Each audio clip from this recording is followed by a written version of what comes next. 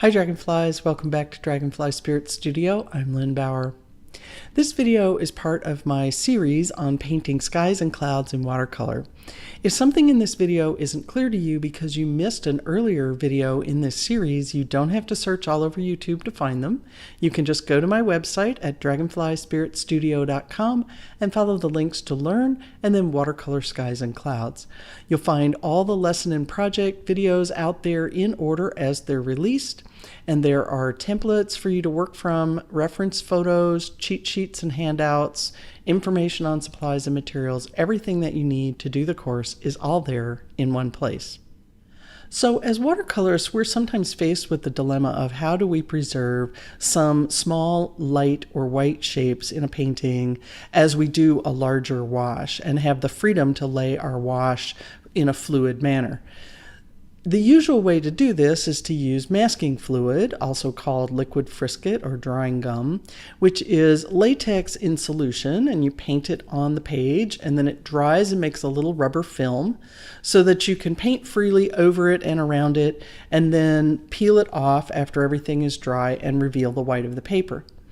One characteristic of masking fluid is that it leaves a very hard edge around that shape. And this is one reason why I think sometimes people aren't happy. Sometimes a hard edge shape is exactly what you want, but other times you'd like to preserve a soft highlight, and that means when you remove that masking fluid, you've got to do some work to soften that edge. And I find sometimes I'm just not able to get it as soft as I would like. So I'm going to use in this painting another method of preserving my soft-edged highlights, and that is I'm going to use gum arabic, which is the binder in watercolor paint. Now, gum arabic is the same gum that's used to make gummy bears, so as you may know from eating gummy bears, it takes a little while to dissolve. It's soluble in water after it dries, but it doesn't dissolve immediately.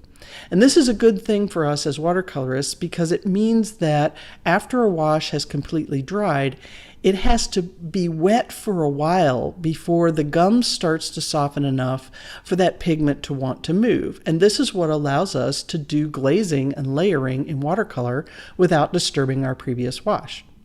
But it also means that we can use the gum arabic by itself with no pigment, basically watercolor paint that's colorless, to preserve the white of the paper. So what we're going to do is take our gum arabic, paint it on fairly thickly so that we're sure that we don't accidentally dissolve it while we're laying our subsequent wash, and then we'll come back later and dissolve it with water. So in this video, I'm going to do two little examples where I mask with masking fluid on one side and with gum arabic on the other side so that you can see the pros and cons, the differences between the two. It's not that one is better than the other, it's that each one has times when it's most advantageous to use. So let's get started. Here are some examples of scenes where you might want to be able to reserve a soft-edged white shape. On the left side of our example for the demonstration, I've already masked some areas with masking fluid for either a sun seen through fog or haze and the bright white edge of a cloud. Now let's do the same with our gum arabic on the right-hand side. I mixed this gum arabic from powdered gum arabic so that I could provide it to everyone in a workshop, but it's probably easier just to buy it already in solution.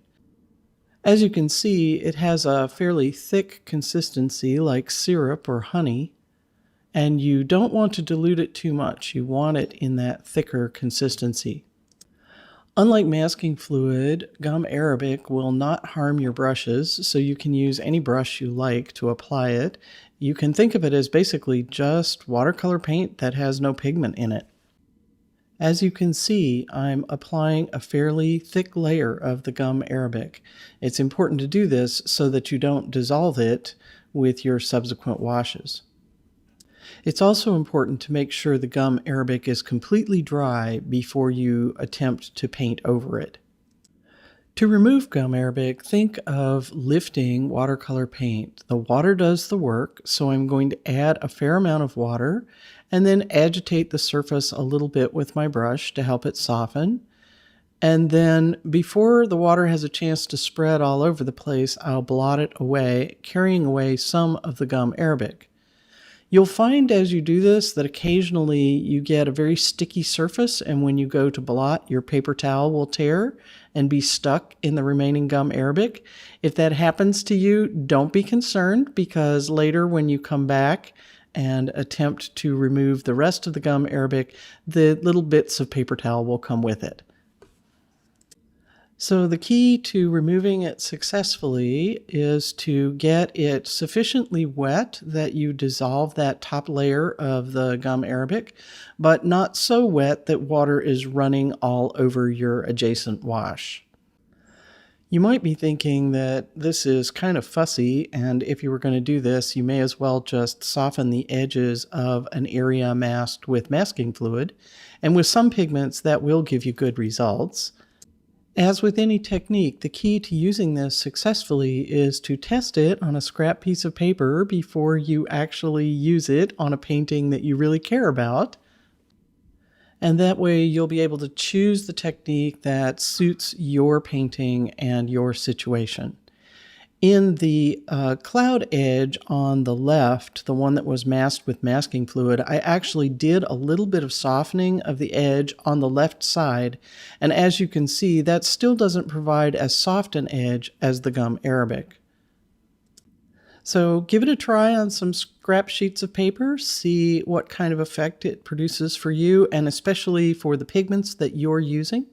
And also keep in mind that you can use both of these techniques in the same painting to have harder edged lights in some areas and softer edged lights in other areas.